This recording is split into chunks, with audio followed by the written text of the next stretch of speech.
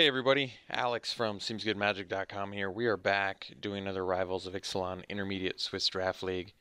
This pack has a lot of goodies, a lot of different directions to go. The Baffling End, I'd probably take uh, after a Bombard, and then an Expel I'd probably take after the Baffling End. But I think I'm going to open with the Mistbinder.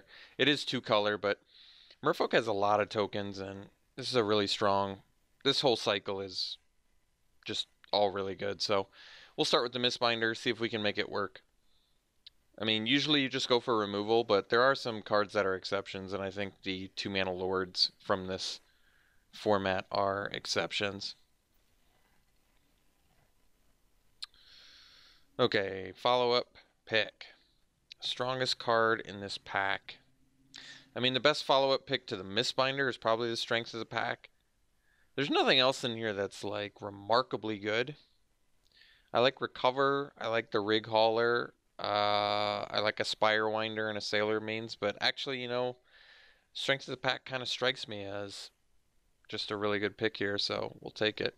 This card has been kind of finicky for me in the format, actually. But I'm still fine taking it. It's just it hasn't played as well as I would have liked it to. Here, I think we probably are fine taking a Water Knot. I like this removal spell quite a bit. Tends to be bad if your opponent has like the fight spells like Hunt the Weak or Pounce, but it's nice at eliminating activated abilities as well. Otherwise, there's a Guilt Grove Stalker, which is a solid 2-drop Merfolk, but I'm going to take the premium removal over it. I like this Stormfleet Sprinter. I haven't gotten a chance to play it, but I've played against it a few times now. Okay, so I mean we can take the Jade Bearer here. And if we want to make a green-blue Merfolk deck work, we're going to need some Merfolk. And the Jade Bearer is a pretty good one. I've been impressed with it. It's certainly good with the Mistbinder and certainly good with our strength of the pack. So it's a sensible pick here. It's certainly not the strongest card in the pack. Strongest card would probably just be the Impale. Expel from Razka, I've actually been fairly impressed with too. I like the card. But, I mean, like I said, if you want to make a tribal deck work, you really got to pick cards from that tribe. So here we probably just take a Guilt Grove Stalker. There is an Aquatic Incursion, which might be a better pick with the Mistbinder. But I actually like the Stalker. The Stalker gets in there, tends to get in there quite frequently as a 2-drop. So I think we're going to take it over the Incursion. Incursion wheels a lot too, surprisingly, so I could see it again. All right, so we have a choice. I think I'd probably just go deep on Jade Bearers. It kind of makes more sense with the Mistbinders. And I actually like Artisan too, but I'd rather just get as low a Merfolk curve as possible here.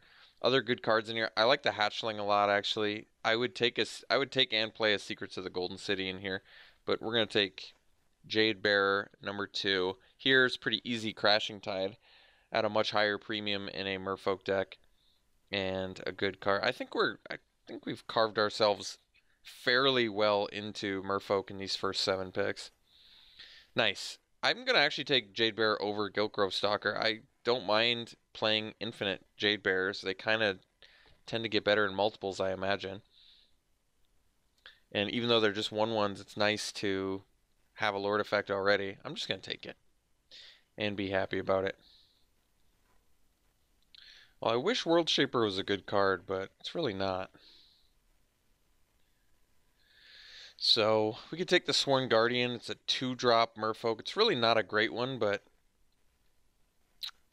I mean, otherwise I may just want this like Plummet for sideboard. It's a valuable card to have. I mean, even though Sworn Guardian is a Merfolk, I really don't want to have to play Sworn Guardians if I can avoid it. So I think I'm going to take Plummet. We're passing 2 Merfolk, I know, but I mean, Spirewinder's pretty good. I think I just take Sworn Guardian here, though. Spirewinder is clearly better, but I'm hoping to just play 100% Merfolk if possible. All right, getting the Stalker, seeing it this late is a very good sign. We're going to take it. Be happy about that. Sea Legs, something that helps build towards Ascend, but really not at a premium here. But once again, I really don't want to play the Hardy Veteran if I can avoid it. So I guess we'll take Sea Legs. You can play it as a combat trick. I'm definitely taking the Incursion over the Sworn Guardian, though. That's actually really nice. And wow, okay. We've just perfectly gotten into Merfolk, which is fantastic. That's a great deal. I'm just gonna set these to the side for now. See another Mistbinder too. This is a great sign. Oh no! Oh no! I mean, I'm only saying oh no because there's two fantastic cards in here, but we've got to take the Oracle. This card is just a game winner. First thing I saw was the Mistbinder. I'm like, oh, easy, but no, we actually have to we actually have to take the Oracle because this card is just really, really good, really game-changingly good. So hopefully wheel the Herald. I'm not holding out hope we wheel the Mistbinder. Although when you're seeing Merfolk, playable Merfolk second to last pick, that's a good sign. But I'm not too confident we'll get that Mistbinder back. That would be sweet though. Here we can take the Herald, but I think we actually just take the Pioneer. Really good with the Mistbinder, the Jade Bearers, the Strength of the Pack. Probably get the Strength of the Pack back anyway. Or at least get that Mistcloaked Herald back. Either of those would be great. Seeing these Merfolk is really making me happy. That's a good sign. I guess we'll take a second Artisan. Nothing else here for us. Could take the Evolving Wilds, but we'll take Artisan. Alright, another Pioneer. Big pickup. This deck is really starting to make itself, which is just perfect. Well, what's better than 3 Jade Bearers? 4. 4 is the answer. Well, what's better than 4 Jade Bearers? 5. 5 is the answer. Okay, easy Gilt Grove Stalker here. So, like I said, this deck is just making itself at this point. So we can take the second Plummet. Otherwise, we could take Enter the Unknown. But I don't think I'll play it. So we'll take Plummet for sideboard. Have some more outs to pesky flyers that we can't deal with. Well, I think, let's see. Yeah, this is our initial pack. So we missed out on the Mistbinder. But I think that's fine. We'll take the Aggressive Urge here. Totally playable. Hornswoggle's okay too, but we're going to take the Urge. Well, getting the Herald back is kind of a gift. I'm going to take that over Naturalize because I think when you have 5 Jade Bears, you're probably supposed to play at least one Mistcloaked Herald. Here we'll just cut the green card, but I'm not planning on playing a frill back, or a second one for that matter. But we'll continue to cut the blue and the green. A little bit of a bummer that we didn't at least get the Strength of the Pack back, because I definitely would have played 2 in this deck, but having the 1 is fine. I guess I tend to have problems playing this anyway. Hostage Taker, oh jeez. Is that worth anything? It's such a strong card too.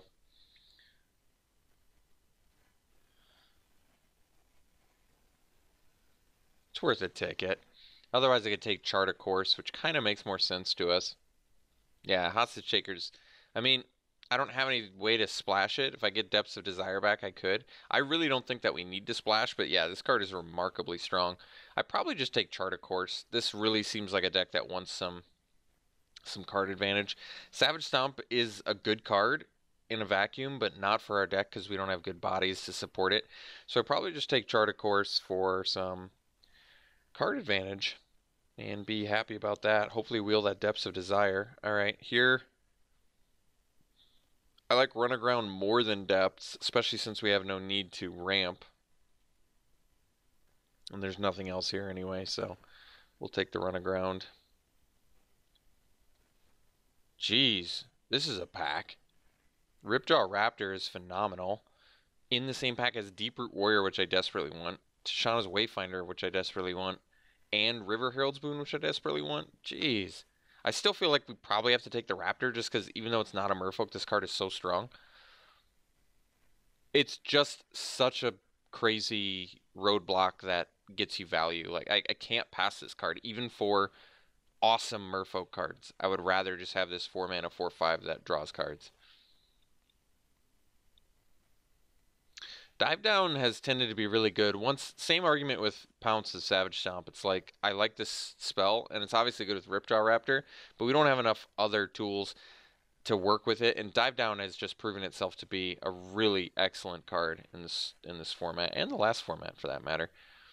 Jeez, just late playable rares here. I guess we'll take Crushing Canopy because we didn't get a Naturalize, so that kind of makes sense. Cobbled Wings would be fine for us too, but we'll get a good sideboard card going here. So it looks like we legitimately sort of miss here. Not that that's a huge deal anyway, but I guess we'll take the Whiptail maybe. I don't know. Maybe Daggertooth because it's cheaper. Not playing it regardless. So,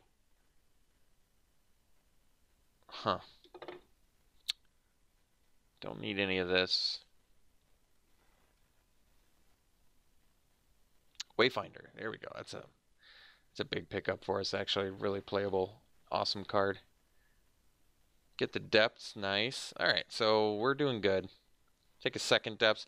All right, I actually like this now. Now we're just straight up in good shape. We can figure out what we need to do and what we can cut, and got all the goodies we need to make this a perfect deck. Oh, we got that River Herald's Boon back. That's great. I really like Deeproot Warrior a lot, but River Herald's Boon for us is a little bit too good to pass. It's a combat trick plus permanent buff. And I'd say we have enough cheap creatures where we want the powerhouse River Herald's Boon. Alright, we don't need any of these. I'm just going to take the foil land, actually, because I like foils. We're not going to play those other things. Alright. So, pretty excellent to see a River Herald's Boon. Third to last pick. I guess I should have guessed from this direction because we saw second to last pick playable Merfolk, but we ended up just perfect in this archetype. So we can afford to cut 3 creatures if you count Aquatic Incursion as a creature, which I do. And then if we cut 3 creatures, we would just have to cut 1 spell, and we would be good. So I could probably just cut an Aggressive Urge. It's an easy card to cut. Kind of leaves us with a lot of other goodies. And then I just need to cut 3 creatures, which is actually more difficult than I thought it would be. Could be the Artisans, just to really lower that curve. I like Artisan quite a bit, but overall it is kind of a hill giant. We don't have any fight spells, so that seems fine. And then I just cut 1 more creature, and with Aquatic Incursion we'll be at 15 with some goodies to back it up. I actually not quite sure what to cut. I could cut another spell here and have 16 creatures. It's probably fine. Aquatic Incursion is nice because it lets you just push through extra damage too, because you can just make stuff unblockable. But we don't really have big bodies to push through. But at the same time, it does give you 2 hexproof guys, which is nice for making them unblockable. It works well with the strength of the pack. Like, I don't want to cut Aquatic Incursion if I can avoid it. It's got some good utility.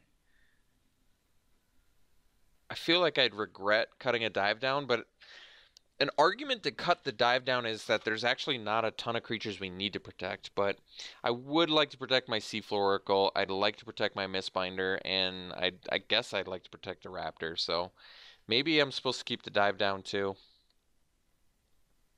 I gotta keep Chart Course because with this many guys, it's just gonna end up being some 2-mana draw 2, which is really good.